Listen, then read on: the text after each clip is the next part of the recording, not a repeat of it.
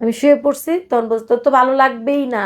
ওই যে তখন আমি কিন্তু প্রথমে বলে নিলাম যে সুজন সাহেবকে নিয়ে আমার গুঞ্জন কথা উঠতেছে। চলতেছে। হ্যাঁ, তার মাথার মধ্যে আমার ফ্যামিলি মেম্বারই পুশিং দিচ্ছে, কারা আমি তাদের নাম বললাম না।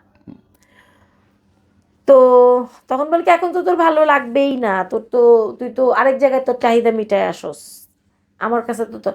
আমি বলছি তুমি এখন ঝগড়া করবা, ঝগড়া করো, আমি তোমার সাথে ঝগড়া করবো না, আমার শরীর ভালো না, তুমি খাও যা ইচ্ছা তাই করো, আমি ঝগড়া করব না বলে আমি এভাবে করে শুয়ে আছি।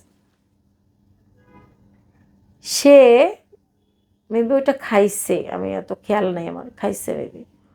ওখান থেকে উঠে আমাকে অকথ্য ভাষায় গালি দিয়ে আমার হাতটা সরায়ে, এই হাতটা মেবি ধরা ছিল। তো আমাদের ওই যে কতগুলো ফিক্সড খাট আছে না একটু নিচা, বক্সিং খাটগুলো তো ওটা তো একটু নিচা, উনি ওখান থেকে এসে আমার এই হাতটা ধরে এই হাতটা সরায়ে ওনার পায়ের গোড়ালি দিয়ে আমার এই চোখটাতে এভাবে করে একটা ইয়ে দিয়ে এভাবে করলো। ও মাই গড।